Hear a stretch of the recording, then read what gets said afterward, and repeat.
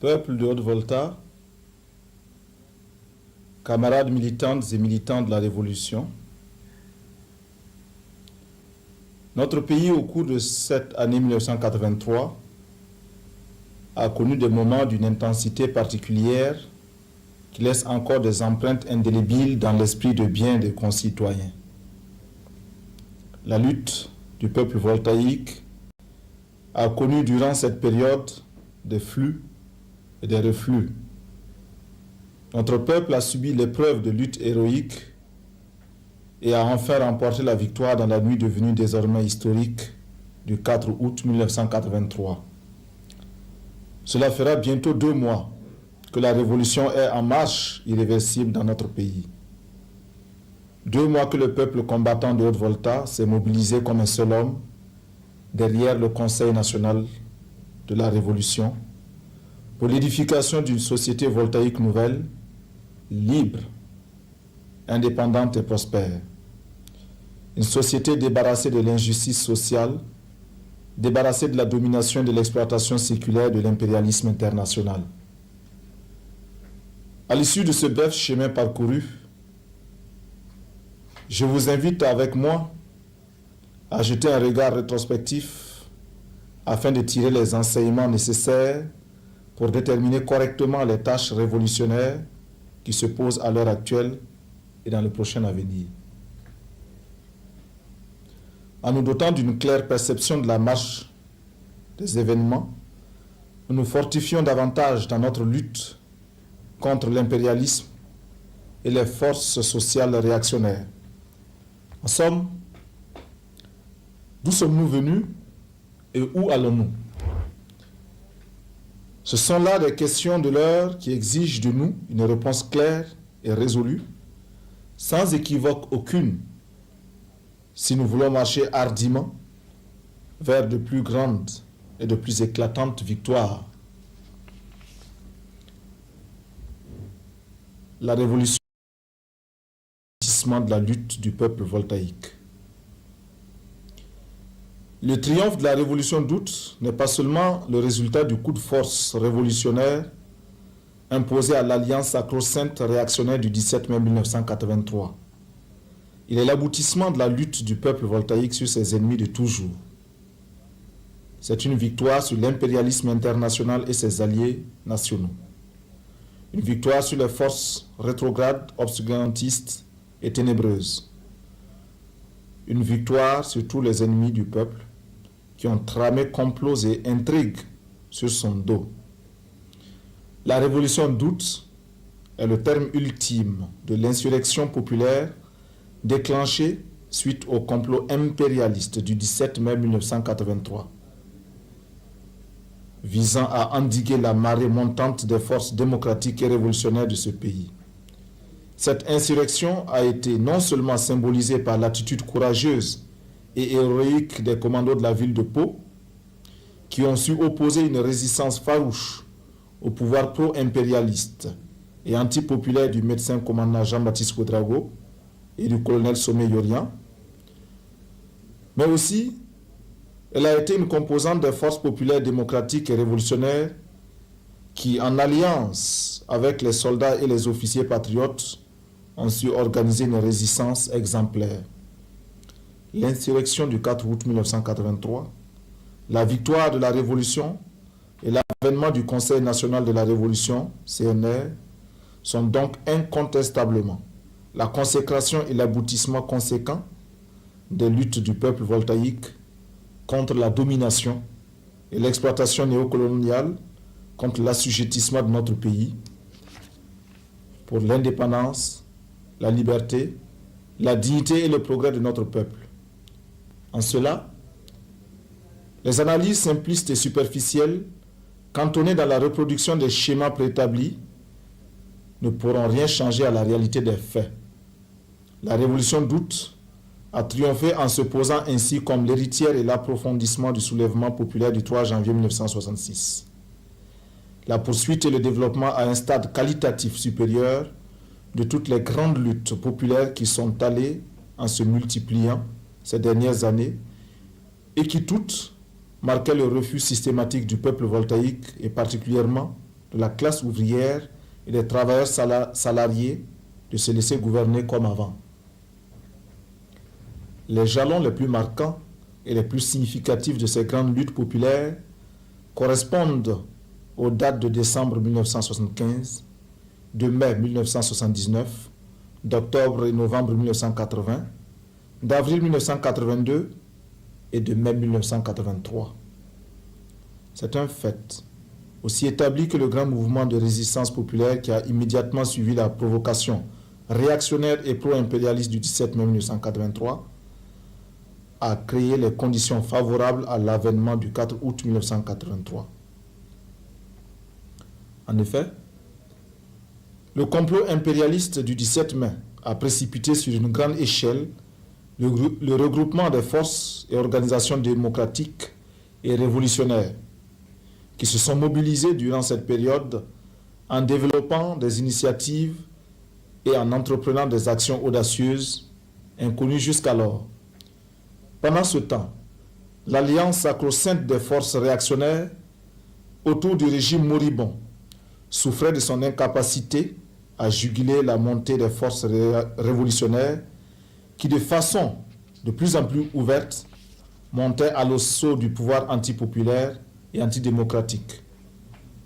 Les manifestations populaires des 20, 21 et 22 mai ont connu un large écho national à cause essentiellement de leur grande signification politique, du fait qu'elles apportaient la preuve concrète de l'adhésion ouverte de tout un peuple et surtout de sa jeunesse aux idéaux révolutionnaires défendus par des hommes traîtreusement abattus par la réaction.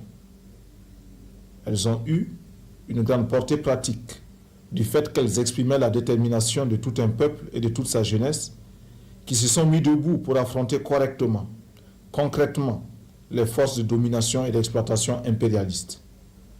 Ce fut la démonstration la plus patente de la vérité selon laquelle, quand le peuple se met debout, l'impérialisme et les forces sociales qui lui sont alliées tremblent.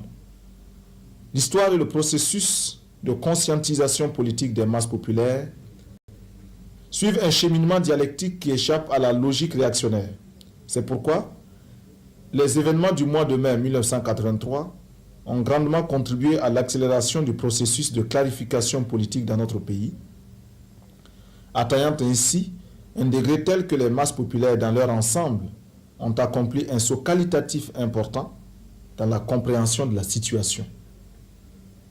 Les événements du 17 mai ont contribué grandement à ouvrir les yeux du peuple voltaïque et l'impérialisme dans son système d'oppression et d'exploitation leur est apparu sous un éclat brutal et cruel.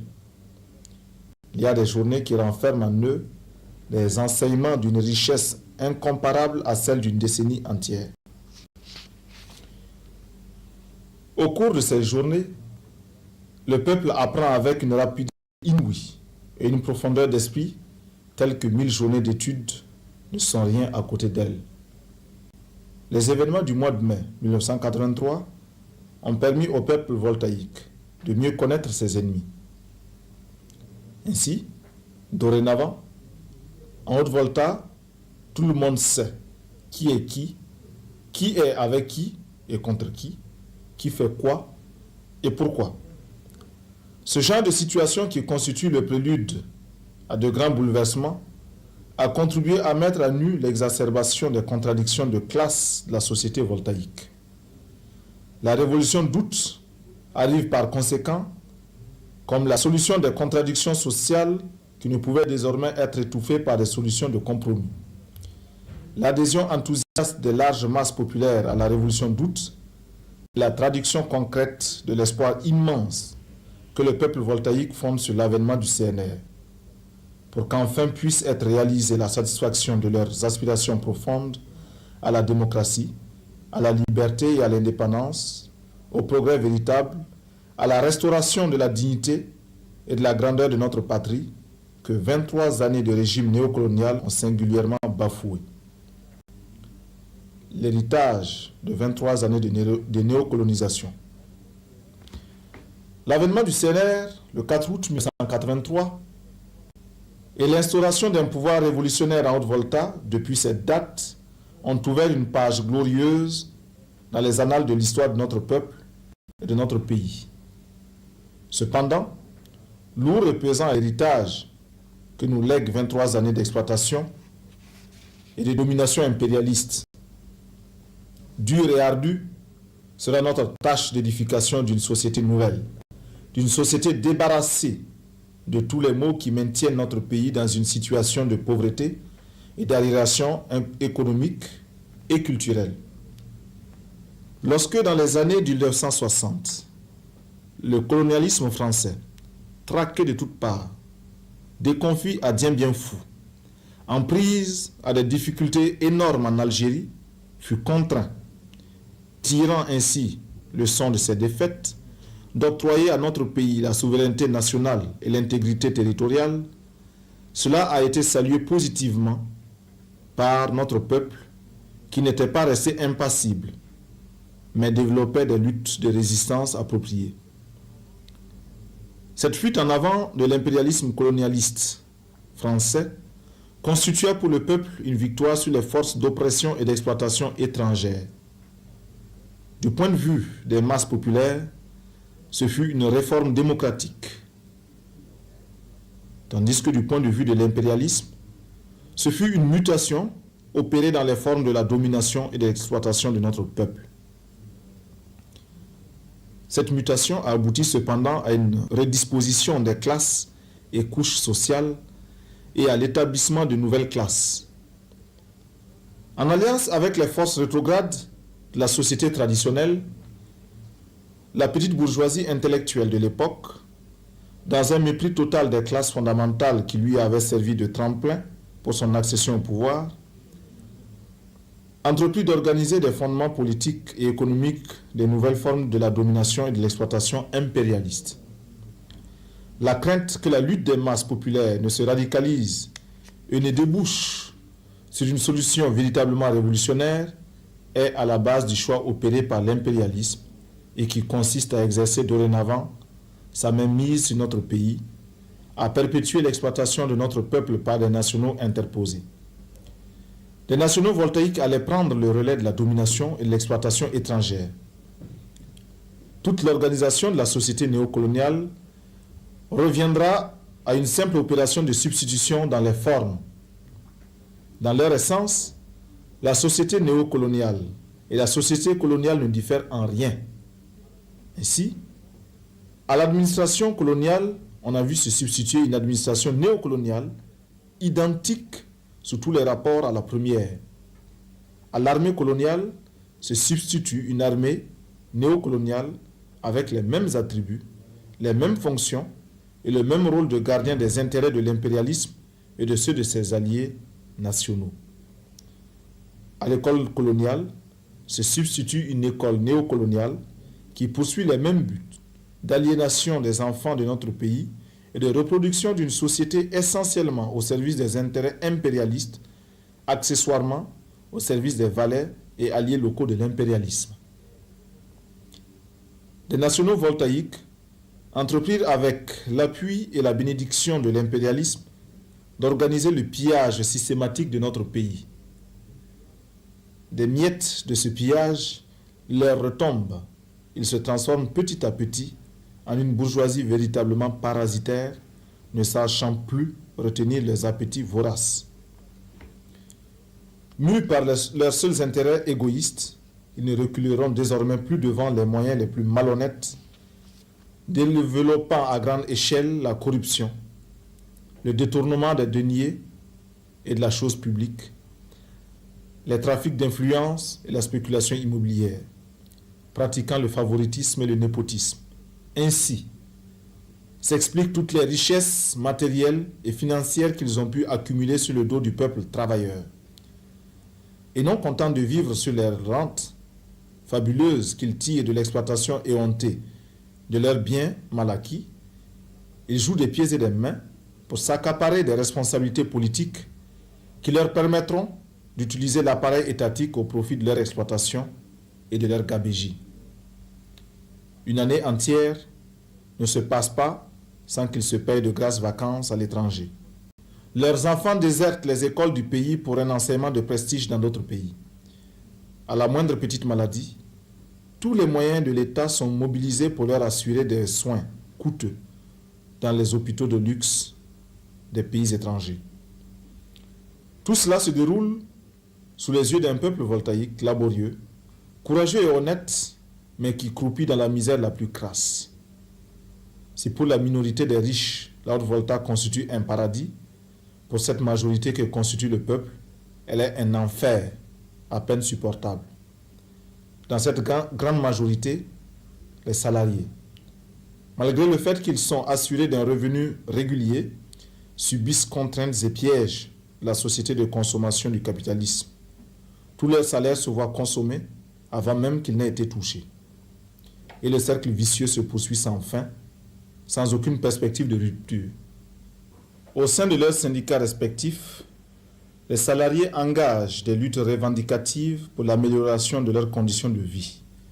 L'ampleur de ces luttes contraint quelquefois les pouvoirs néocoloniaux en place à lâcher du lest. Mais ils ne donnent d'une main que pour récupérer aussitôt de l'autre. Ainsi, on annonce avec grand tapage une augmentation de 10% sur les salaires pour immédiatement prendre des mesures d'imposition qui annulent les effets bénéfiques attendus de la première mesure. Les travailleurs, après 5, 6, 7 mois, finissent toujours par se rendre compte de la supercherie et se mobilisent pour de nouvelles luttes. 7 mois, c'est plus qu'il ne faut aux réactionnaires au pouvoir pour reprendre du souffle et élaborer d'autres stratagèmes. Dans cette lutte sans fin, le travailleur en sort toujours perdant.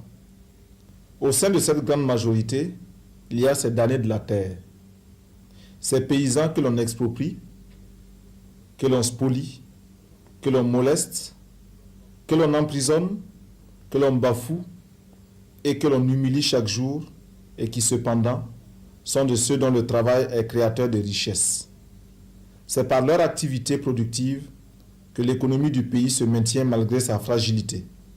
C'est de leur travail que se sucrent tous ces nationaux pour qui la Haute-Volta est un Eldorado. Et pourtant, ce sont eux qui souffrent le plus du manque des structures d'infrastructures routières, du manque des structures et d'encadrement sanitaire. Ce sont ces paysans, créateurs de richesses nationales, qui souffrent le plus du manque des écoles et de fournitures. Ce sont leurs enfants qui vont grossir les rangs des chômeurs après un passage éclair sur les bancs des écoles mal adaptées aux réalités de ce pays. C'est parmi eux que le taux de l'analphabétisme est le plus élevé, 98%.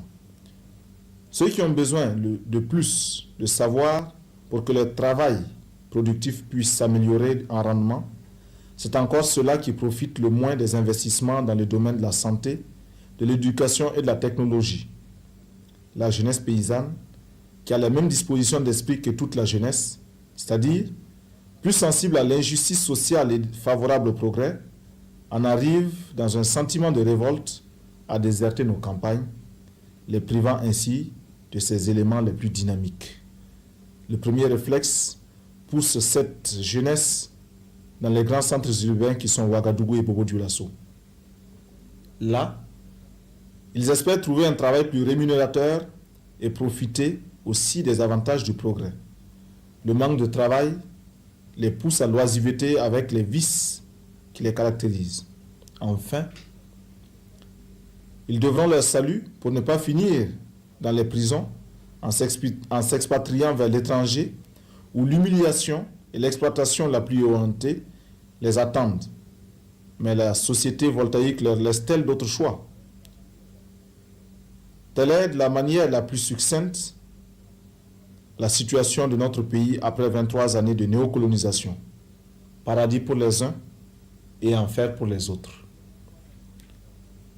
Après 23 années de domination et d'exploitation impérialiste, notre pays demeure un pays agricole, arriéré, où le secteur rural, qui occupe plus de 90% de la population active, ne représente seulement que 45% de production intérieure brute et fournit les 95% des exportations totales du pays. Plus simplement, il faut constater que pendant que dans d'autres pays, les agriculteurs qui constituent moins de 5% de la population, arrivent non seulement à se nourrir correctement et à assurer les besoins de toute la nation entière, mais aussi à exporter d'immenses quantités de leurs produits agricoles, chez nous, plus de 90% de la population, malgré de rudes efforts, connaissent famine et disette et sont obligés d'avoir recours aux produits agricoles, si ce n'est à l'aide internationale. En outre, le déséquilibre entre les exportations et les importations contribue à accentuer la dépendance du pays vis-à-vis de l'étranger. Le déficit commercial qui en résulte s'accroît sensiblement au fil des années et le taux de couverture des importations par les exportations se situe aux environs de 25%. En termes plus clairs, nous achetons à l'étranger plus que nous ne lui vendons et une économie qui fonctionne sur cette base se ruine progressivement et va vers la catastrophe. Les investissements privés en provenance de l'extérieur sont non seulement insuffisants, mais exercent des ponctions énormes sur l'économie du pays et ne contribuent donc pas à renforcer la capacité d'accumulation du pays. Une part importante de la richesse ainsi créée, à l'aide des investissements étrangers, est drainée vers l'extérieur au lieu d'être réinvestie pour accroître la capacité productive du pays.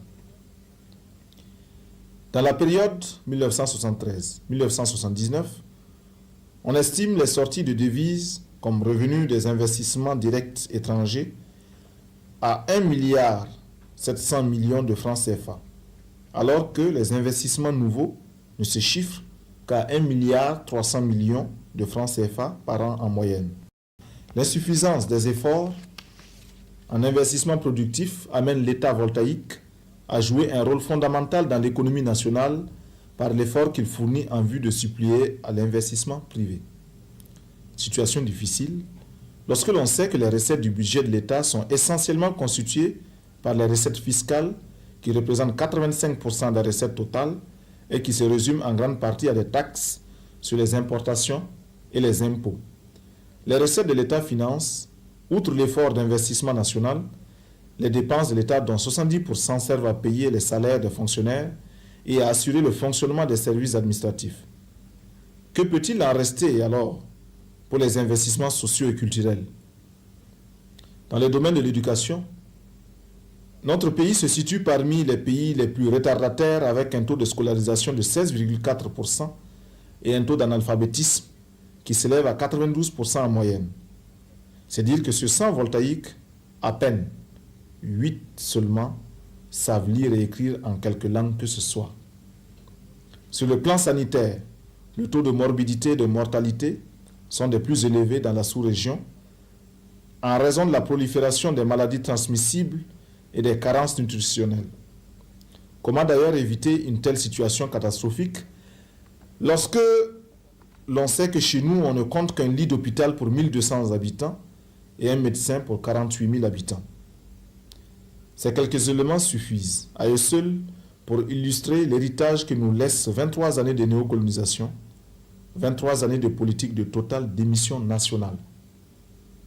Cette situation, parmi les plus désolantes, ne peut laisser dans l'indifférence aucun voltaïque qui aime et honore son pays. Notre peuple, peuple courageux et travailleur, n'a jamais pu tolérer une telle situation. Et parce qu'il a compris qu'il ne s'agit pas là d'une fatalité, mais d'une organisation de la société sur des bases injustes, au seul profit d'une minorité, il a toujours développé des luttes multiformes, cherchant les voies et moyens pour mettre un terme à l'ancien ordre des choses. C'est pourquoi il a salué fiévreusement l'avènement du Conseil national de la Révolution, qui est le commencement de ses efforts déployés et de ses sacrifices consentis pour renverser l'ancien ordre et instaurer un nouvel ordre à même de réhabiliter l'homme voltaïque et donner une place de choix à notre pays dans le concert des nations libres, prospères et respectées. Les classes parasitaires qui avaient toujours tiré profit de l'ordre volta colonial et néocolonial sont et seront hostiles aux transformations entreprises par le processus révolutionnaire entamé depuis le 4 août 1983. La raison En un, qu'elles sont et demeurent attachées par un cordon ombilical à l'impérialisme international. Elles sont et demeurent les fervents défenseurs des privilèges acquis du fait de leur allégeance à l'impérialisme. Quoi que l'on fasse, quoi que l'on dise, elles resteront égales à elles-mêmes et continueront de tramer complots et intrigues pour la reconquête de leur royaume perdu. De ces nostalgiques, il ne faut point s'attendre à une reconversion de mentalité et d'attitude. Ils ne sont sensibles et ne comprennent que le langage de la lutte de classe révolutionnaire contre les exploiteurs et les oppresseurs des peuples. Notre révolution sera pour eux la chose la plus autoritaire qui soit. Elle sera un acte par lequel le peuple leur imposera sa volonté par tous les moyens dont il dispose et, s'il le faut, par ses armes. Ces ennemis du peuple, qui sont-ils? Ils se sont démasqués aux yeux du peuple lors des événements du 17 mai dans leur hargne contre les forces révolutionnaires. Ces ennemis du peuple, le peuple les a identifiés dans le feu de l'action révolutionnaire. Ce sont, premièrement, la bourgeoisie voltaïque qui se distingue de par la fonction que les uns et les autres accomplissent en bourgeoisie d'État, bourgeoisie comprador et bourgeoisie moyenne. La bourgeoisie d'État, c'est cette fraction qui est connue sous l'appellation de la bourgeoisie politico-bureaucratique. C'est une bourgeoisie qu'une situation de monopole politique enrichie de façon illicite et crapuleuse, se servant de l'appareil d'État, tout comme le capitaliste industriel se sert de ses moyens de production pour accumuler la plus-value tirée de l'exploitation de la force de travail des ouvriers. Cette fraction de la bourgeoisie ne renoncera jamais de plein gré à ses anciens avantages pour assister passif aux transformations révolutionnaires en cours. La bourgeoisie commerçante. Cette fraction, de par ses activités même, est attachée à l'impérialisme par de multiples liens. La suppression de la domination impérialiste signifie pour elle la mort de la poule aux œufs d'or. C'est pourquoi elle s'opposera de toutes ses forces à la présente révolution. C'est dans cette catégorie que se recrutent, par exemple, les commerçants véreux qui cherchent à affamer le peuple en retirant de la circulation les vivres à des fins de spéculation et de sabotage économique. La bourgeoisie moyenne. Cette fraction de la bourgeoisie voltaïque, bien qu'ayant des liens avec l'impérialisme, rivalise avec celui-ci pour le contrôle du marché. Mais comme elle est plus faible économiquement, elle se fait évincer par l'impérialisme. Elle a donc des griefs contre l'impérialisme, mais a aussi peur du peuple, et cette peur peut l'amener à faire front avec l'impérialisme. Toutefois, le fait que la domination impérialiste sur notre pays l'empêche de jouer son rôle véritable de bourgeoisie nationale, quelques-uns de ces éléments, sous certains rapports, pourraient être favorables à la révolution qui les situerait objectivement dans le camp du peuple. Cependant, entre ces éléments qui viennent à la révolution et le peuple, il faut développer une méfiance révolutionnaire. Car, sous ce couvert, accourront à la révolution des opportunistes de toutes sortes. Deuxièmement, les forces rétrogrades qui tirent leur puissance des structures traditionnelles, le type féodal de notre société. Ces forces, dans leur majorité, ont su opposer une résistance ferme à l'impérialisme colonialiste français. Mais depuis l'accession de notre pays à la souveraineté nationale, elles ont fait corps avec la bourgeoisie réactionnaire pour oppresser le peuple voltaïque. Ces forces ont tenu les masses paysannes en une situation de réservoir à partir duquel elles se livraient à des surenchères électoralistes. Pour préserver leurs intérêts, qui sont communs à ceux de l'impérialisme et opposés à ceux du peuple, ces forces réactionnaires ont le plus souvent recours aux valeurs décadentes de notre culture traditionnelle, qui sont encore vivaces dans les milieux ruraux. Dans la mesure où notre révolution vise à démocratiser les rapports sociaux dans nos campagnes, à responsabiliser les paysans, à mettre à leur portée plus d'instruction et plus de savoir pour leur propre émancipation économique et culturelle, ces forces rétrogrades s'y opposeront. Ce sont là les ennemis du peuple dans la présente révolution, ennemis que le peuple a identifiés lui-même lors des événements du mois de mai, Ce sont ces ennemis-là qui ont constitué le gros de la troupe des marcheurs isolés, protégés par un cordon militaire et qui ont manifesté leur soutien de classe au régime déjà moribond issu du coup d'État réactionnaire et pro-impérialiste. En dehors des classes et couches sociales réactionnaires et anti-révolutionnaires, ci-dessus énumérées, le reste de la population constitue le peuple voltaïque, un peuple qui tient la domination et l'exploitation impérialiste en abomination et qui n'a cessé de le manifester dans la lutte concrète de tous les jours contre les différents régimes néocoloniaux.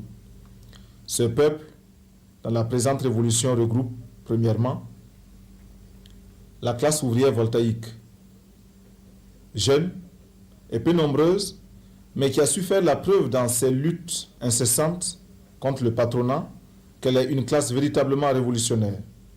Dans la révolution présente, c'est une classe qui a tout à gagner et rien à perdre. Elle n'a pas de moyens de production à perdre. Elle n'a pas de parcelle de propriété à défendre dans le cadre de l'ancienne société néocoloniale.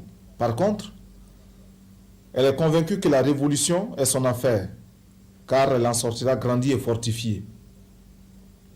La petite bourgeoisie, deuxièmement, qui constitue une vaste couche sociale très instable et qui hésite très souvent entre la cause des masses populaires et celle de l'impérialisme. Dans sa grande majorité, elle finit toujours par se ranger du côté des masses populaires. Elle comprend les éléments les plus divers, parmi lesquels les petits commerçants, les intellectuels petits bourgeois, fonctionnaires, étudiants, élèves, employés du secteur privé, les artisans. Troisièmement, la paysannerie. La paysannerie voltaïque, dans sa grande majorité, constitue de petits paysans, attachés à la propriété parcellaire du fait de la désintégration progressive de la propriété collective depuis l'introduction du mode de production capitaliste dans notre pays. Les rapports marchands dissolvent de plus en plus les liens communautaires et à leur place s'instaure la propriété privée des moyens de production. Dans cette nouvelle situation ainsi créée par la pénétration du capitalisme dans nos campagnes, le paysan voltaïque qui se trouve lié à la petite production incarne des rapports bourgeois de production. Aussi, au vu de toutes ces contradictions, de ces considérations, la paysannerie voltaïque est partie intégrante de la catégorie de la petite bourgeoisie. De par le passé et de par sa situation présente, elle est la couche sociale qui a payé le plus de tribut à la domination et à l'exploitation impérialiste. La situation d'arriération économique et culturelle qui caractérise nos campagnes l'a tenue longtemps à l'écart des grands courants de progrès et de modernisation, se contentant du rôle de réservoir des partis politiques réactionnaires. Cependant, elle a intérêt à la révolution et en est, du point de vue du nombre, la force principale. Quatrièmement, le lumpen prolétariat. C'est cette catégorie d'éléments déclassés qui, du fait de leur situation de sans-travail, sont prédisposés à être à la solde des forces réactionnaires et contre-révolutionnaires pour l'exécution de leurs sales besognes. Dans la mesure où la révolution saura les convertir en les occupant utilement, ils pourront être de fervents défenseurs. Le caractère et la portée de la révolution d'août. Les révolutions qui surviennent de par le monde ne se ressemblent point. Chaque révolution apporte son originalité qui la distingue des autres. Notre révolution, la révolution d'août, n'échappe pas à cette constatation. Elle tient compte des particularités de notre pays, de son degré de développement et d'assujettissement au système capitaliste impérialiste mondial. Notre révolution est une révolution qui se déroule dans un pays agricole, arriéré, où le poids des traditions et de l'idéologie sécrétée par une organisation sociale de type féodal pèse énormément sur les masses populaires. Elle est une révolution dans un pays qui, à cause de la domination et de l'exploitation de l'impérialisme, exerce sur notre peuple, a évolué de la situation de colonie qu'était ce pays à celle de néocolonies. Elle est une révolution qui se produit dans un pays caractérisé encore par l'inexistence d'une classe ouvrière consciente de sa mission historique et organisée, et par conséquent, ne possédant aucune tradition de lutte révolutionnaire. C'est une révolution qui se produit dans un petit pays continental au moment où, sur le plan international, le mouvement révolutionnaire s'effrite de jour en jour sans l'espoir visible de voir se constituer un bloc homogène à même d'impulser et de soutenir pratiquement les mouvements révolutionnaires naissants.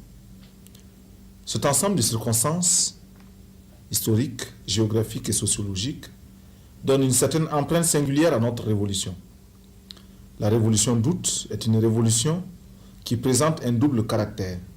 Elle est une révolution démocratique et populaire. Elle a pour tâche primordiale la liquidation de la domination et de l'exploitation impérialiste, l'épuration de la campagne de toutes les entraves sociales, économiques et culturelles qui la maintiennent dans un état d'arriération. Et de là découle son caractère démocratique. De ce que les masses populaires voltaïques sont partie prenante à part entière dans cette révolution et se mobilisent conséquemment autour de mots d'ordre démocratiques et révolutionnaires qui traduisent dans les faits leurs intérêts propres opposés à ceux des classes révolutionnaires alliées à l'impérialisme, elle tire son caractère populaire. Ce caractère populaire de la révolution d'août réside aussi dans le fait qu'en lieu et place de l'ancienne machine d'État, s'édifie une nouvelle machine à même de garantir l'exercice démocratique du pouvoir par le peuple et pour le peuple. Notre révolution présente ainsi, caractérisée, tout en étant une révolution anti-impérialiste, s'effectue encore dans le cadre des limites du régime économique et social bourgeois. En procédant à l'analyse des classes sociales de la société voltaïque, nous avons soutenu l'idée selon laquelle la bourgeoisie voltaïque ne constitue pas une seule masse homogène, réactionnaire et anti-révolutionnaire. En effet, ce qui caractérise la bourgeoisie des pays sous-développés, sous les rapports capitalistes, c'est leur incapacité congénitale de révolutionner la société à l'instar de la bourgeoisie des pays européens des années 1780, c'est-à-dire à l'époque où celle-ci constituait encore une classe ascendante. Tels sont les caractères et les limites de la présente révolution déclenchée en Volta depuis le 4 août 1943. En avoir une claire perception et une définition exacte de son contenu nous prémunit des dangers de déviation et des excès qui pourraient porter préjudice à la marche victorieuse de la révolution. Que tous ceux qui ont pris fait et cause pour la révolution d'août se pénètrent de la ligne directrice ainsi dégagée en vue de pouvoir assumer leur rôle révolutionnaire, conscient et un véritable propagandiste, intrépides et infatigables, en fasse une diffusion au sein des masses.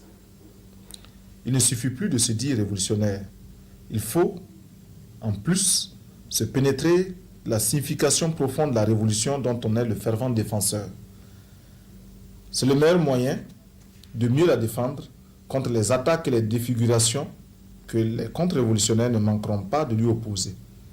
Savoir lier la théorie révolutionnaire à la pratique révolutionnaire sera le critère décisif permettant désormais de distinguer les révolutionnaires conséquents de tous ceux qui accourent à la révolution, mus par des mobiles étrangers à la cause révolutionnaire. De la souveraineté du peuple dans l'exercice du pouvoir révolutionnaire. Un des traits distinctifs de la révolution d'août, avons-nous dit, et qui lui confère son caractère populaire, c'est qu'elle est le mouvement de l'immense majorité au profit de l'immense majorité. C'est une révolution faite par les masses populaires voltaïques elles-mêmes, avec leurs mots d'ordre et leurs aspirations. L'objectif de cette révolution consiste à faire assurer le pouvoir par le peuple. C'est la raison pour laquelle le premier acte de la révolution, après la proclamation du 4 août, fut l'appel adressé au peuple pour la création des comités de défense de la révolution, CDR. Le CNR a la conviction que pour que cette révolution soit véritablement populaire, elle devra procéder à la destruction de la machine d'État néocoloniale et organiser une nouvelle machine capable de garantir la souveraineté du peuple. La question de savoir comment ce pouvoir populaire sera exercé, comment ce pouvoir devra s'organiser, est une question essentielle pour le devenir de notre révolution. l'histoire de notre pays, jusqu'à nos jours, a été essentiellement dominée par les classes exploiteuses et conservatrices qui ont exercé leur dictature antidémocratique et antipopulaire par leur mainmise sur la politique, l'économie, l'idéologie, la culture, l'administration et la justice. La révolution a pour premier objectif de faire passer le pouvoir des mains de la bourgeoisie voltaïque alliée à l'impérialisme aux mains de l'alliance des classes populaires constituant le peuple. Ce qui veut dire qu'à la dictature antidémocratique et antipopulaire de l'alliance réactionnaire des classes sociales favorable à l'impérialisme, le peuple au pouvoir devra désormais opposer son pouvoir démocratique et populaire.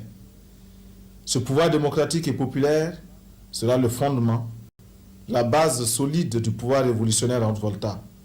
Elle aura pour tâche primordiale la reconversion totale de toute la machine d'État avec ses lois, son administration, ses tribunaux, sa police, son armée, qui avait été façonnée pour servir et défendre les intérêts égoïstes des classes et couches sociales réactionnaires.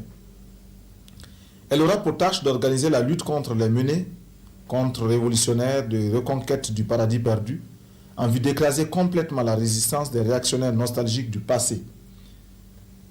Et c'est là que réside la nécessité et le rôle des CDR, comme point d'appui des masses populaires à l'assaut des citadelles réactionnaires et contre-révolutionnaires. Pour une juste compréhension de la nature du rôle et du fonctionnement des CDR.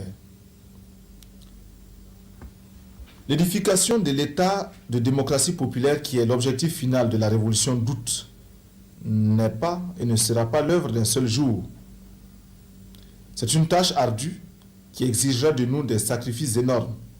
Le caractère démocratique de cette révolution nous impose une décentralisation et une déconcentration du pouvoir administratif afin de rapprocher l'administration du peuple, afin de faire de la chose publique une affaire qui intéresse tout un chacun. Dans cette œuvre immense de longue haleine, nous avons entrepris de remodeler la carte administrative du pays pour une plus grande efficacité.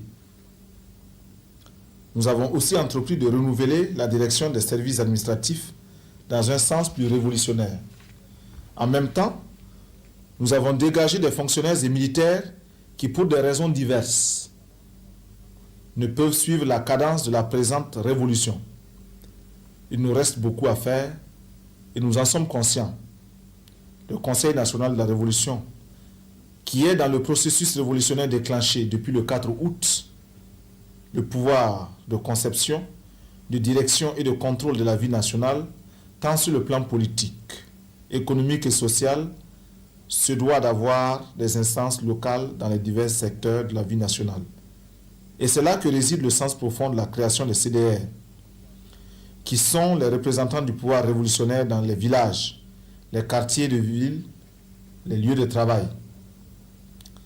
Les CDR constituent l'organisation authentique du peuple dans l'exercice du pouvoir révolutionnaire. C'est l'instrument que le peuple s'est forgé pour se rendre véritablement souverain de son destin et étendre de ce fait son contrôle dans tous les domaines de la société.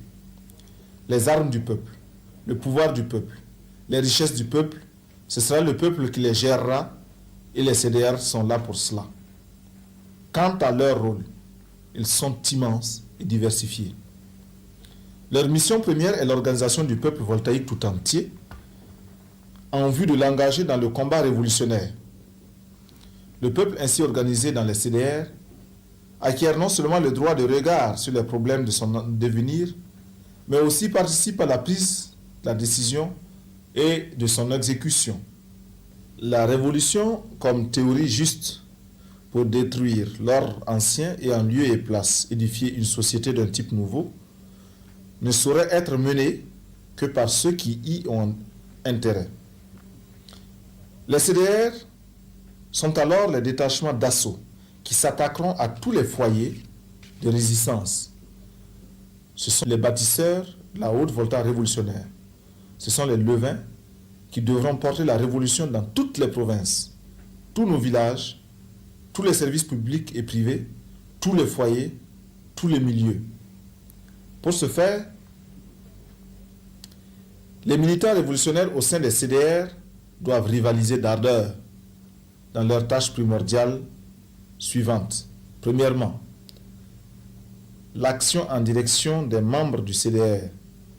Il revient aux militants révolutionnaires le travail d'éducation politique de leurs camarades. Les CDR doivent être des écoles de formation politique. Les CDR sont les cadres adéquats où les militants discutent des décisions des instances supérieures de la révolution, du CNR et du gouvernement. Deuxièmement, l'action en direction des masses populaires vise à les entraîner à adhérer massivement aux objectifs du CNR par une propagande et une agitation intrépide et sans relâche. À la propagande et aux calomnies mensongères de la réaction, les CDR doivent savoir opposer une propagande, une explication révolutionnaire appropriée selon le principe que seule la vérité est révolutionnaire. Les CDR se doivent d'être à l'écoute des masses afin de se rendre compte de leur état d'esprit, de leurs besoins, pour en informer à temps le CNR et faire à ce sujet des propositions concrètes. Ils sont invités à examiner les questions touchant l'amélioration des intérêts de celles-ci en soutenant les initiatives prises par ces dernières. Ils sont invités à examiner les questions touchant à l'amélioration des intérêts des masses populaires en soutenant les initiatives prises par ces dernières. Le contact direct avec les masses populaires par l'organisation périodique des assemblées ouvertes où sont discutées les questions qui les intéressent est une nécessité impérieuse pour les CDR s'ils veulent aider à l'application correcte des directives du CNR. Ainsi, dans l'action de propagande, les décisions du CNR seront expliquées aux masses. Seront aussi expliquées toutes les mesures destinées à l'amélioration de leurs conditions de vie. Les CDR doivent lutter avec les masses des villes comme des campagnes contre leurs ennemis et l'adversité de la nature pour la transformation de leur existence matérielle et morale. Troisièmement, les CDR devront travailler de manière rationnelle, illustrant ainsi un des traits de notre évolution, la rigueur. Par conséquent, ils doivent se doter d'un plan d'action cohérent, ambitieux et qui s'impose à tous leurs membres. Depuis le 4 août, date devenue désormais historique pour notre peuple, répondant à l'appel du CNR, les voltaïques ont développé des initiatives pour se doter de CDR. Ainsi, les CDR virent le jour dans les villages, dans les quartiers des villes, et bientôt sur les lieux de travail, les services, dans les usines, au sein de l'armée. Tout ceci est le résultat de l'action spontanée des masses. Il convient maintenant de travailler à leur structuration interne, sur une base claire, et à leur organisation à l'échelle nationale. C'est ce à quoi s'attelle actuellement le secrétariat national des CDR. En attendant que les travaux de réflexion qui se mènent actuellement sur la base des expériences déjà accumulées, ils sortent des résultats définitifs, nous nous contentons d'esquisser le schéma et les principes directeurs généraux du fonctionnement des CDR. L'idée première, poursuivie avec la création des CDR, consiste dans la démocratisation du pouvoir. Les CDR devenant ainsi des organes par lesquels le peuple exerce le pouvoir local découlant du pouvoir central dévolu au CNR. Le CNR constitue en dehors des assises du Congrès national le pouvoir suprême. Il est l'organe directeur de tout cet édifice dont le principe directeur est le centralisme démocratique. Le centralisme démocratique est basé d'une part sur la subordination des organismes de l'échelon inférieur aux organismes de l'échelon supérieur, dont le plus haut est le CNR, auquel se subordonnent toutes les organisations. D'autre part, ce centralisme reste démocratique car le principe électif est de rigueur à tous les niveaux et l'autonomie des organisations locales est reconnue pour toutes les questions relevant de leur ressort, toutefois, dans les limites et le respect des directives générales tracées par l'instance supérieure. De la moralité révolutionnaire au sein des CDR. La révolution vise à la transformation de la société sous tous les rapports, économiques, social et culturel. Elle vise à créer un voltaïque nouveau avec une moralité et un comportement social exemplaire qui inspire l'admiration et la confiance des masses. La domination néocoloniale a placé notre société dans un pourrissement tel qu'il nous faudra des années pour la purifier. Cependant, les militants des CDR doivent se forger une nouvelle conscience et un nouveau comportement en vue de donner le bon exemple aux masses populaires. En faisant la révolution, nous devons veiller à notre propre transformation qualitative. Sans une transformation qualitative de ceux-là même qui sont censés être les artisans de la révolution, il est pratiquement impossible de créer une société nouvelle débarrassée de la corruption, du vol, du mensonge et de l'individualisme de façon générale. Nous devons nous efforcer de faire concorder nos actes à nos paroles, surveiller notre comportement social afin de ne pas prêter le flanc aux attaques des contre-révolutionnaires qui sont à l'affût. Avoir continuellement à l'esprit que l'intérêt des masses populaires prime sur l'intérêt personnel nous fortifiera de tout égarement. L'activisme de certains militants, caressant le rêve contre-révolutionnaire d'amasser des biens et des profits par le biais des CDR, doit être dénoncé et combattu. Le végétariat doit être éliminé. Plus vite ces insuffisances seront combattues, mieux cela vaudra pour la révolution. Le révolutionnaire, de notre point de vue, c'est celui qui sait être modeste tout en étant des plus déterminés dans les tâches à lui confiées. Il s'en acquitte sans vantardise et n'attend aucune récompense. Ces derniers temps, nous constatons que des éléments qui ont pris part activement à la révolution et qui s'attendaient pour ce faire à ce que leur soient réservés des traitements privilégiés, des honneurs, des postes importants, se livrent par dépit à un travail de sape parce qu'ils n'ont pas eu gain de cause. Cela prouve qu'ils ont participé à la révolution sans jamais en comprendre les objectifs réels. On ne fait pas de révolution pour se substituer simplement aux anciens potentats renversés. On ne participe pas à la révolution sous une motivation vindicative, animée par l'envie d'une situation avantageuse. Ôte-toi de là que je m'y mette. Ce genre de mobile est étranger à l'idéal de la révolution d'août, et ceux qui les portent démontrent leur tare de petits bourgeois situationnistes quand ce n'est pas leur opportunisme de contre-révolutionnaire dangereux. L'image du révolutionnaire que le CNR entend imprimer dans la conscience de tous, c'est celui du militant qui fait corps avec les masses, qui a foi en elles et qui les respecte. Il se départit de toute attitude de mépris vis-à-vis d'elles et ne les considère pas en maîtres à qui elles doivent obéissance et soumission. Au contraire, il se met à leur école, les écoute attentivement et fait attention à leurs avis. Il se départit des méthodes autoritaires dignes des bureaucrates réactionnaires. La révolution se distingue de l'anarchie dévastatrice. Elle exige une discipline et une ligne de conduite exemplaires. Les actes de vandalisme et les actions aventuristes de toutes sortes, au lieu de renforcer la révolution par l'adhésion des masses, l'affaiblissent et repoussent loin d'elle les masses innombrables. C'est pourquoi les membres des CDR doivent élever leur sens des responsabilités devant le peuple et chercher à inspirer respect et admiration.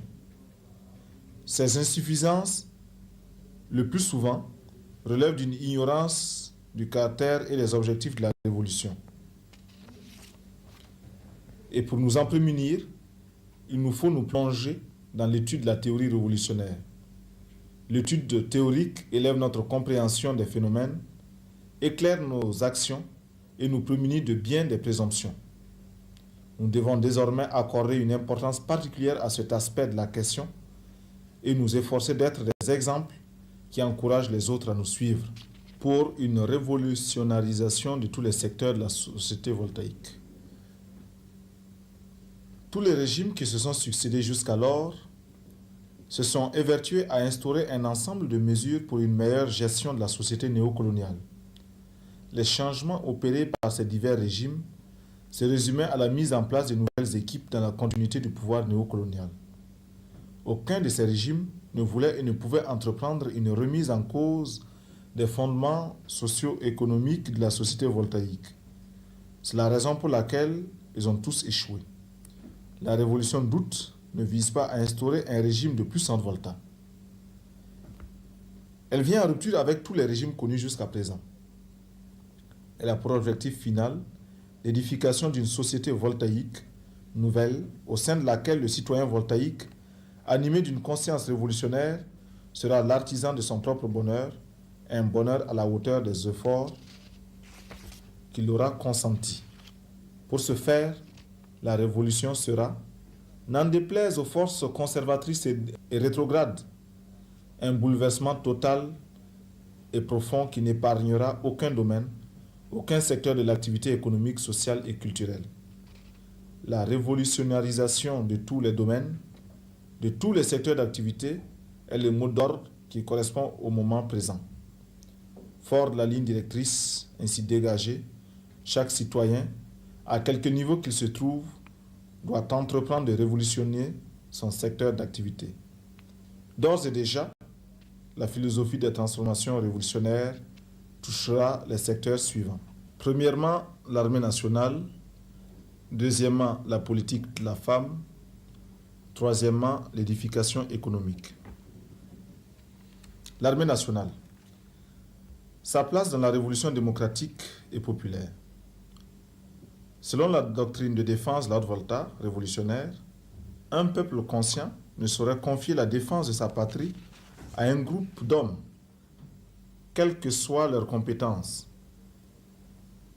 Les peuples conscients assument eux-mêmes la défense de leur patrie. À cet effet, nos forces armées ne constituent qu'un détachement plus spécialisé que le reste du peuple pour les tâches de sécurité intérieure et extérieure de la Haute-Volta.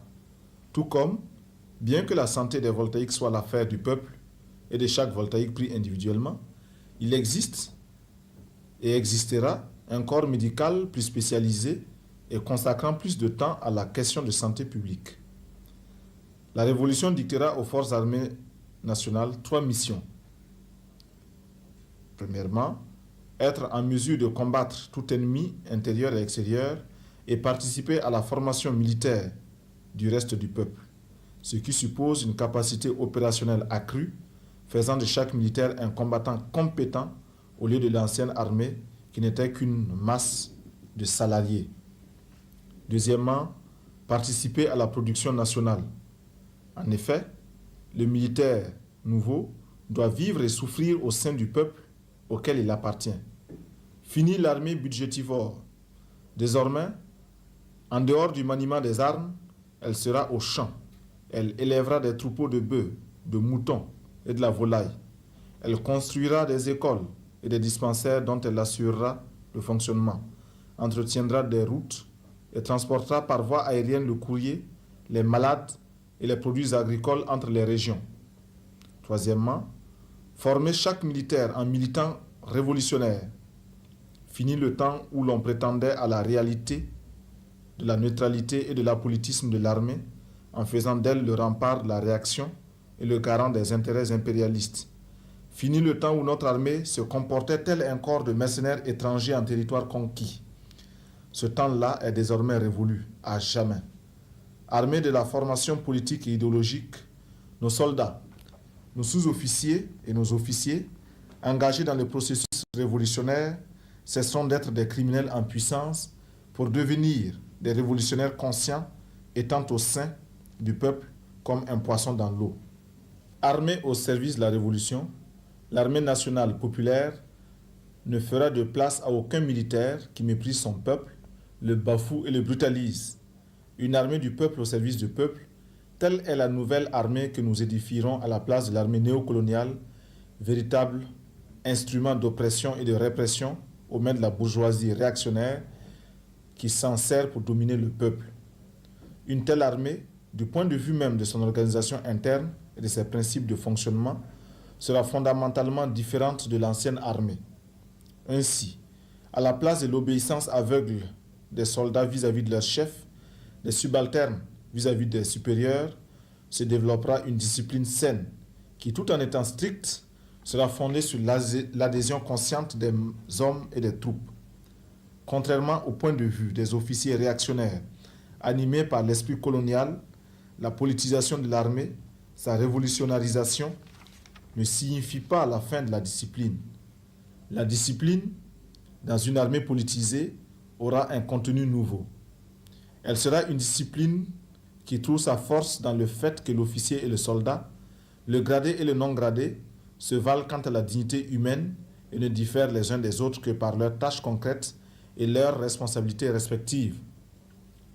Fort d'une telle compréhension des rapports entre les hommes, les cadres militaires doivent respecter leurs hommes, les aimer et les traiter avec équité.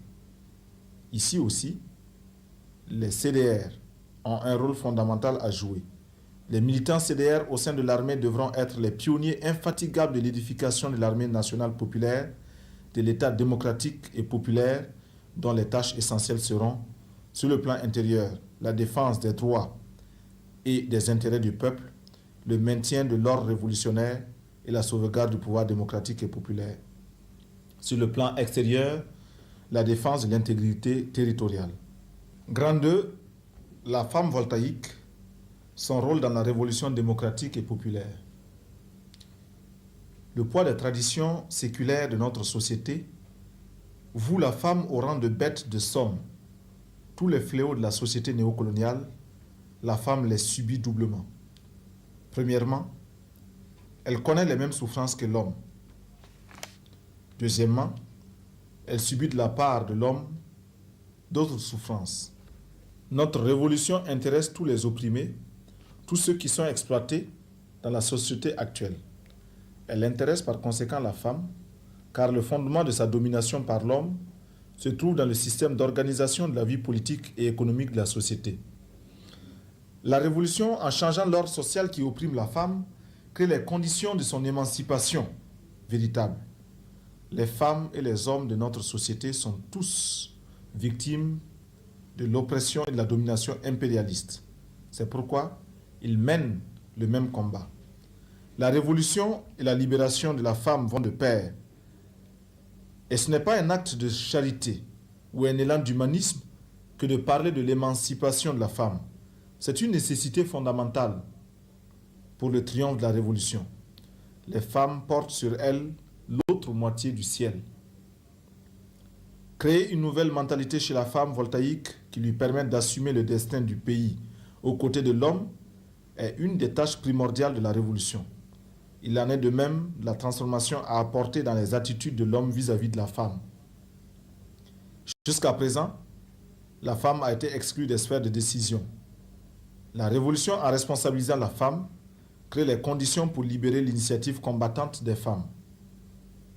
Le CNR, dans sa politique révolutionnaire, travaillera à la mobilisation, à l'organisation et à l'union de toutes les forces vives de la nation, et la femme ne sera pas en reste. Elle sera associée à tous les combats que nous aurons à entreprendre contre les diverses entraves de la société néocoloniale et pour l'édification d'une société nouvelle. Elle sera associée à tous les niveaux de conception, de décision et d'exécution dans l'organisation de la vie de la nation entière. Le but final de toute cette entreprise grandiose, c'est de construire une société libre et prospère où la femme sera l'égale de l'homme dans tous les domaines. Cependant, il convient d'avoir une juste compréhension de la question de l'émancipation de la femme. Elle n'est pas une égalité mécanique entre l'homme et la femme. Acquérir les habitudes reconnues à l'homme, boire, fumer, porter des pantalons, ce n'est pas ça l'émancipation de la femme. Ce n'est pas non plus l'acquisition du diplôme qui rendra la femme égale à l'homme ou plus émancipée. Le diplôme n'est pas un laissez-passer pour l'émancipation. La vraie émancipation de la femme, c'est celle qui responsabilise la femme, qui l'associe aux activités productives, aux différents combats auxquels sont confrontés le peuple. La vraie émancipation de la femme, c'est celle qui responsabilise la femme, qui l'associe aux activités productives, aux différents combats auxquels sont confrontés le peuple. La vraie émancipation de la femme, c'est celle qui force de l'homme le respect et la considération. L'émancipation, tout comme la liberté, ne s'octroie pas. Elle se conquiert. Et il incombe aux femmes elles-mêmes d'avancer leurs revendications et de se mobiliser pour les faire aboutir. En cela, la révolution démocratique et populaire créera des conditions nécessaires pour permettre à la femme voltaïque de se réaliser pleinement et entièrement. Car, serait-il possible de liquider le système d'exploitation en maintenant exploiter ces femmes qui constituent plus de la moitié de notre société? Une économie nationale indépendante, autosuffisante et planifiée au service d'une société démocratique et populaire.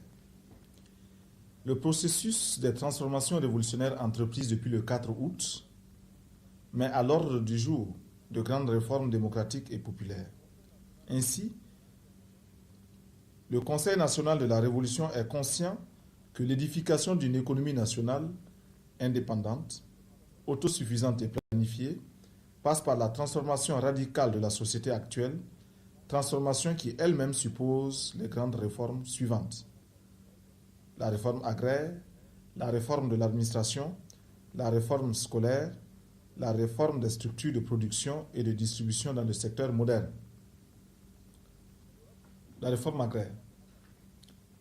Elle aura pour but l'accroissement de la productivité du travail par une meilleure organisation des paysans et l'introduction au niveau du monde rural de techniques modernes d'agriculture. Le développement d'une agriculture diversifiée de pair avec la spécialisation régionale, l'abolition de toutes les entraves propres aux structures socio-économiques traditionnelles qui oppressent le paysan. Enfin, faire de l'agriculture le point d'appui du développement de l'industrie. Et cela est possible en donnant son vrai sens au slogan d'autosuffisance alimentaire, trop vieilli à force d'avoir été proclamé sans conviction. Ce sera d'abord la lutte âpre contre la nature qui, du reste, n'est pas plus ingrate chez nous que chez d'autres peuples qui l'ont merveilleusement vaincu sur le plan agricole. Le Conseil national de la Révolution ne se bercera pas d'illusions en projets gigantissimes, sophistiqués. Au contraire, de nombreuses petites réalisations dans le système agricole permettront de faire de notre territoire un vaste champ, une suite infinie de fermes. Ce sera ensuite la lutte contre les affameurs du peuple, spéculateurs et capitalistes agricoles de tout genre. Ce sera enfin la protection contre la domination impérialiste de notre agriculture, dans l'orientation et le pillage de nos ressources, et la concurrence déloyale à nos productions locales par les importations qui n'ont de mérite que leur emballage pour bourgeois en mal de snobisme. Des prix rémunérateurs et des unités industrielles agroalimentaires assureront aux paysans des marchés pour les productions en toute saison. La réforme administrative. Elle vise à rendre opérationnelle l'administration héritée de la colonisation. Pour ce faire, il faudra la débarrasser de tous les maux qui la caractérisent, à savoir la bureaucratie lourde, tracassière et ses conséquences, et procéder à une révision complète des statuts de la fonction publique. La réforme devrait déboucher sur une administration peu coûteuse, plus opérante et plus souple. La réforme scolaire. Elle vise à promouvoir une nouvelle orientation de l'éducation et de la culture. Elle devra déboucher sur la transformation de l'école en un instrument au service de la révolution. Les diplômés qui en sortiront devront être non au service de leurs propres intérêts et des classes exploiteuses, mais au service des masses populaires. L'éducation révolutionnaire qui sera dispensée dans la nouvelle école devra inculquer à chacun une idéologie, une personnalité voltaïque qui débarrasse l'individu de tout mimétisme. Apprendre aux élèves et étudiants à assimiler de manière critique et positive les idées et les expériences des autres peuples sera une des vocations des écoles dans la société démocratique et populaire. Pour arriver au bout de l'analphabétisme et de l'obscurantisme, il faudra mettre l'accent sur la mobilisation de toutes les énergies en vue de l'organisation des masses pour les sensibiliser et créer en eux la soif d'apprendre en leur montrant les inconvénients de l'ignorance. Toute politique de lutte contre l'analphabétisme sans la participation même des principaux intéressés est vouée à l'échec. Quant à la culture, dans la société démocratique et populaire, elle devra revêtir un triple caractère: national, scientifique et populaire. Tout ce qui est antinational, antiscientifique et antipopulaire devra être banni. Au contraire, sera magnifiée la portée de la partie de notre culture qui a célébré notre dignité, notre courage, notre nationalisme et les grandes vertus humaines. La révolution démocratique et populaire créera les conditions propices à l'éclosion d'une culture nouvelle. Nos artistes auront les coudées franches pour aller hardiment de l'avant. Ils devront saisir l'occasion qui se présente pour hausser notre culture au niveau mondial. Que les écrivains mettent leurs plumes au service de la révolution. Que les musiciens chantent non seulement le passé glorieux de notre peuple, mais aussi son avenir radieux et prometteur. La révolution attend de nos artistes qu'ils sachent décrire la réalité, en faire des images vivantes, les exprimer en notes mélodieuses, tout en indiquant à notre peuple la voie juste, conduisant vers un avenir meilleur. Elle attend d'eux qu'ils mettent leur génie créateur au service d'une culture voltaïque, nationale, scientifique et populaire.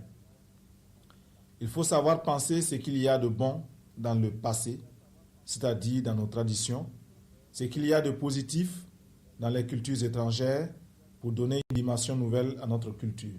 La source inépuisable pour l'inspiration créatrice des masses se trouve dans les masses populaires. Savoir vivre avec les masses, s'engager dans les mouvements populaires, partager les joies et les souffrances du peuple, travailler et lutter avec lui devrait constituer les préoccupations majeures de nos artistes. Avant de produire, se poser la question: à qui destinons-nous notre création? Si nous avons la conviction que c'est pour le peuple que nous créons, alors nous devons savoir clairement ce qu'est le peuple, quelles sont ses composantes, quelles sont ses aspirations profondes. La réforme dans les structures de production et de distribution de notre économie. Les réformes dans ce domaine visent à établir progressivement le contrôle effectif du peuple voltaïque sur les circuits de production et de distribution. Car, sans une véritable maîtrise de ces circuits, il est pratiquement impossible d'édifier une économie indépendante au service du peuple. Peuple de Haute-Volta, camarades militantes et militants de la révolution voltaïque, les besoins de notre peuple sont immenses. La satisfaction de ces besoins nécessite des transformations révolutionnaires à entreprendre dans tous les domaines. Ainsi, dans le domaine sanitaire et de l'assistance sociale, en faveur des masses populaires, les objectifs à atteindre se résument en ceci: une santé à la portée de tous, la mise en œuvre d'une assistance et d'une protection maternelle et infantile, une politique d'immunisation contre les maladies transmissibles par la multiplication des campagnes de vaccination, une sensibilisation des masses pour l'acquisition de bonnes habitudes hygiéniques. Tous ces objectifs ne peuvent être atteints sans l'engagement conscient des masses populaires elles-mêmes dans le combat sous l'orientation révolutionnaire des services de santé. Dans le domaine de l'habitat, domaine d'une importance cruciale, il nous faudra entreprendre une politique vigoureuse pour mettre fin aux spéculations immobilières, à l'exploitation des travailleurs par l'établissement de taux de loyer excessifs. Des mesures importantes devront être prises dans ce domaine pour établir des loyers raisonnables, procéder au lotissement rapide de quartiers, développer sur une grande échelle la construction de maisons d'habitation modernes en nombre suffisant et accessible aux travailleurs. Une des préoccupations essentielles du CNR, c'est l'union des différentes nationalités que compte la Haute-Volta dans la lutte commune contre les ennemis de notre révolution. Il existe en effet dans notre pays une multitude d'ethnies se distinguant les unes des autres par leur langue et leurs coutumes. C'est l'ensemble de ces ethnies qui forment la nation voltaïque. L'impérialisme, dans sa politique de diviser pour régner, s'est évertué à exacerber les contradictions entre elles pour les dresser les unes contre les autres. La politique du CNR visera à l'union de ces différentes nationalités pour qu'elles vivent dans l'égalité et jouissent des mêmes chances de réussite. Pour ce faire, un accent particulier sera mis pour le développement économique des différentes régions, encourager les échanges économiques entre elles, combattre les préjugés entre les ethnies, régler les différends qui les opposent dans un esprit d'union, châtier les fauteurs de division. Au vu de tous les problèmes auxquels notre pays se trouve confronté, la révolution apparaît comme un défi et que nous devons, animés de la volonté de vaincre, surmonter avec la participation effective des masses populaires mobilisées au sein des CDR. Dans un proche avenir, avec l'élaboration de programmes sectoriels, tout le territoire de la Haute-Volta sera un vaste chantier de travail où le concours de tous les voltaïques valides et en âge de travailler sera requis pour le combat sans merci que nous livrerons pour transformer ce pays en un pays prospère et radieux, un pays où le peuple est le seul maître des richesses matérielles et immatérielles de la nation.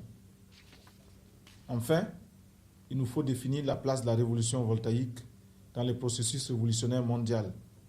Notre révolution fait partie intégrante du mouvement mondial de paix et de démocratie contre l'impérialisme et toutes sortes d'hégémonismes.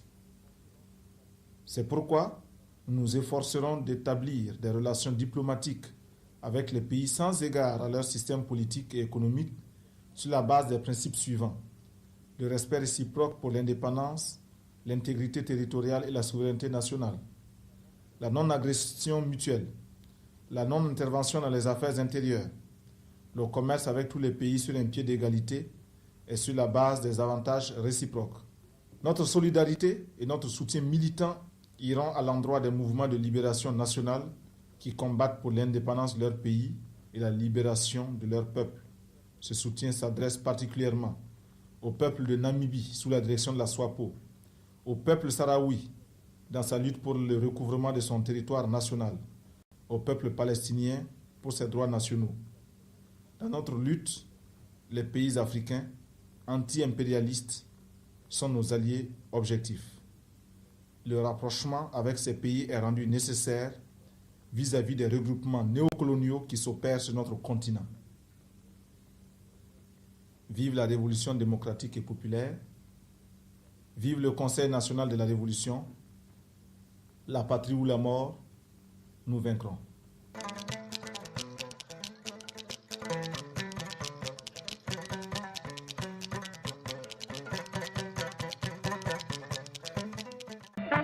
Prodige, voici venue la grande finale de la saison 3. Vendredi 4 octobre 2024 à partir de 21h, en direct de la Maison de la Culture de Bobo-Dioulasso, sous le patronage de M. Rim Talbajan et Emmanuel Ouedraogo, ministre de la Communication, de la Culture, des Arts et du Tourisme, du parrainage de